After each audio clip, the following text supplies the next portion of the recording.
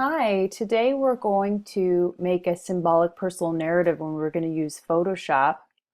I'm going to show you that I have, you need at least 5 images, and I'm going to use this picture of me. For background, I'm going to do this train track. I'm going to add students, and what else? Graduation picture, and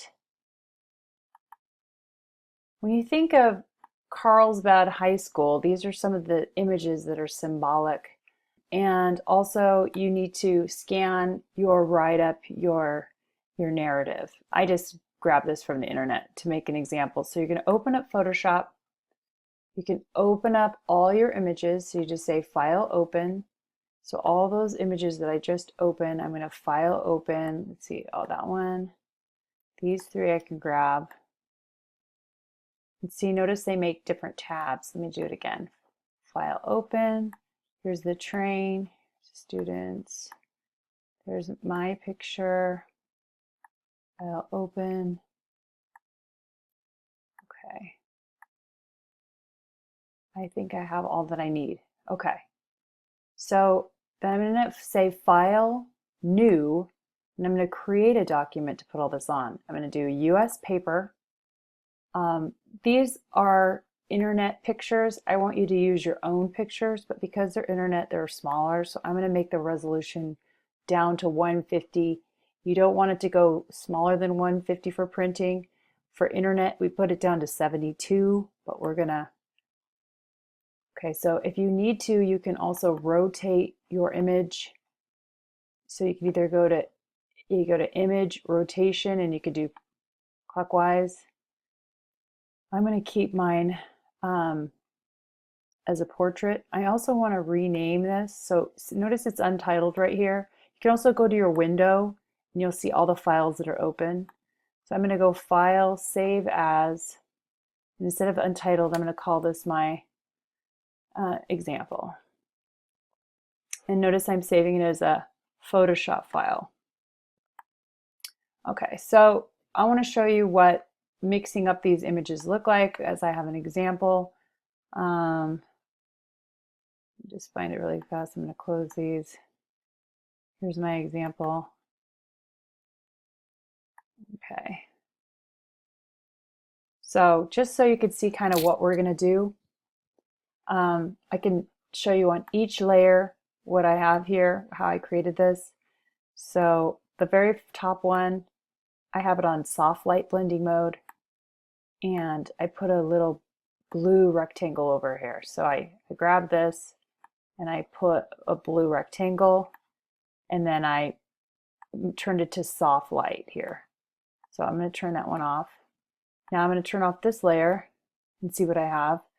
Each one of these is an eyeball, so it shows you what we have.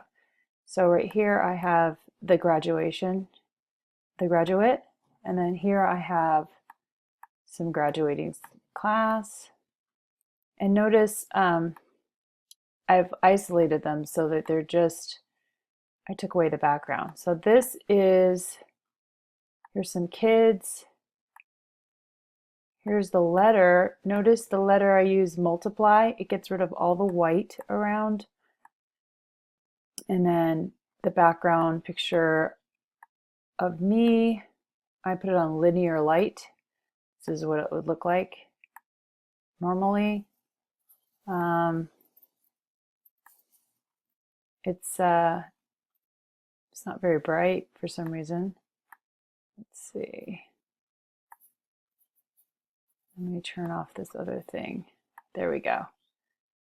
When you mix the different blending modes, like this one was on screen and it was on top of that portrait, so it was making it go away. So I just erased, I use the erase tool to make sure you're on the right layer when you want to edit something. I just use the erase tool to kind of, erase out the background. You can hit Command or Control if you're on a PC, and I like to use the hand to scoot it in. And you can adjust the size of your brush. So you can just get in there and erase. If you need to undo, you can just say Edit, Undo, or notice on a Mac it's Control Z or Command Z. So on a PC it's Command whenever you see a Control. Okay, so I'm going to show you how we get to this position. Do we get that? So I'm going to close that out. Don't save. Going to my example. Now notice it's just like the internet. You can bring your tabs. You can bring them down. I'm going to start off with the train tracks. Let's just get all of these separate. Okay. And let me find my example. And I'm going to use this move tool here. See, it's the top one. You could also adjust your toolbar like this. I'm going to just click in the middle of your image. If you can move them around by touching around the top, but once you're inside here, then you click and you just drag and drop.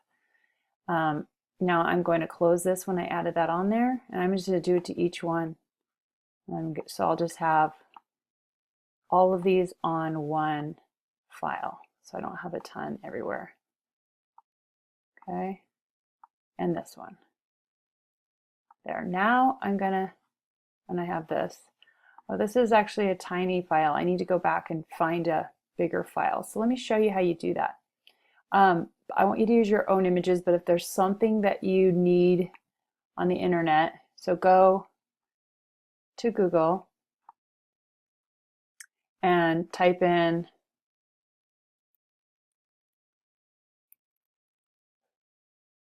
and go to images, and then I want you to search tools and size, and I want you to search large images. Okay, so I click on it and then I view the image and the giant image comes out, and I'm just going to save it to my desktop. Now it's big. See the difference? When I say File, Open, I'm going to my desktop and it should be saved here. There it is. All right, so I'm going to put this one on top here, close it. All right, so notice I have all these different layers over here. So now we're here and I have to kind of organize what I have going here. So I want this one right here to be full. Notice that in order to move it, you have to be on the correct layer. So I'm going to hit Command T, or if you're on a PC, it's Control T for transform, or you can go up to Edit and then hit Transform, okay? Now, if you just pull on it, it distorts. So if you hold Shift, notice it transforms in proportion. So Shift and drag, and then you have to hit the Move tool again to apply it. Otherwise, it will just sit there and won't be ready. I'm going to bring that down to the bottom, down here. I'm going to throw away this blank one. Here's our trash. You just drag it down. I'm going to make this these words. I'm going to do the same thing. So Command T, or you can go up to Edit. That says Edit up there, and you could say Transform and Scale. But there, right there is, you can see right here is the Command T or the Control T. Scale. I'm going to hold Shift. Otherwise, look, I need to hold Shift so that it doesn't distort. And sometimes you may need it to distort. So you don't need to be able to read the entire thing. It's just there for a reference, so that some of the text will give a clue of what's going on. I'm going to skip up to this picture here. Command T. It's great to learn these shortcuts. It makes things a lot faster. So here we go. Apply.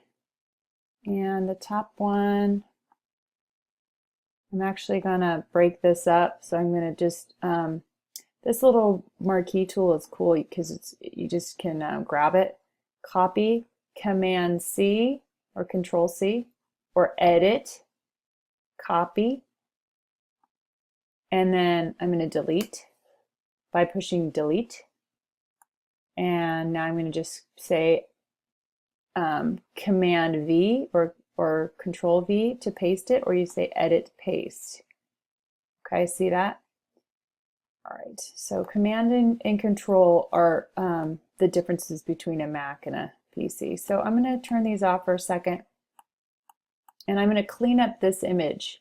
Now, we can do a layer mask so that when I erase something, I can get it back if I need to. That's a little more complicated, but I'll show you how to do it. Or you can just go get your eraser and start erasing. Now notice I'm not on the right layer. I have to click on, if I want to edit this picture, I need to be on the correct layer. So I can either just start erasing with my eraser. See, here's eraser. You can also hit Control and you can adjust the size or the hardness. The hardness makes it, look at the difference. See that? Let me show you again. Okay, so if the hardness is way up, that's way down. That's way down. Now this is the hardness. See the difference between how smooth it is? So I'm going to bring the hardness down because I want it to be a soft erase, okay? So I could kind of go through there, but it doesn't have a good solid kind of a clean edge. If you zoom in, Control plus and Control minus or Command plus and minus on your key, that's huge. You have to know how to get in close and adjust your brush. This is fun too, this little magic wand. If you click on it, it gets all the exact same color. It knows how to. Okay, so here we go. That's one way to get rid of the background. I'm going to go back to a couple steps. Edit, step back. Edit, step back. Let's see. Okay. It'll only let you go back like 7 times. So here we go. All right, so this is how you do a layer mask. You just go down here to the thing that looks like a camera and click on it, and notice that this became black and white. Okay, you want that to be black and white, the default black and white, and then you're going to use your brush. It's not an eraser. Okay, and again, I'm going to size it. So the black is on the top, takes it away. And then look, you can get really close to the edge, and then you swap it back to white, and the white brings it back. Do you see how powerful that is? That's really a neat tool because you can really get in close. So swap it back to black, and bring that down a little bit. I'm getting around here, and then I'm going to come back from this side. So now notice over here, it saves all your information. So anything that you erase, you're not erasing, you're brushing it off. If you try to erase it, it's not going to work.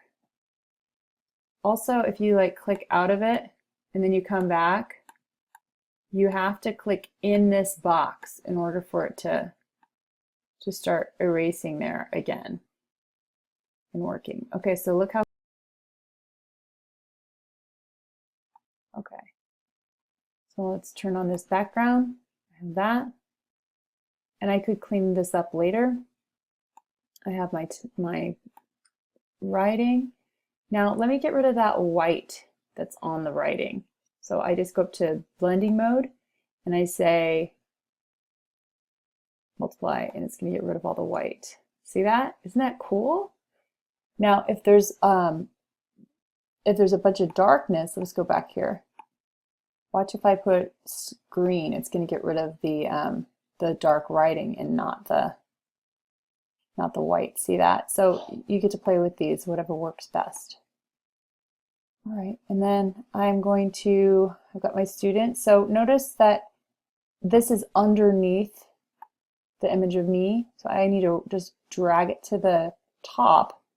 These are layers, so you just can organize them how you want. Control T. Students here. So my experience would be as teaching here, tell a whole story about that.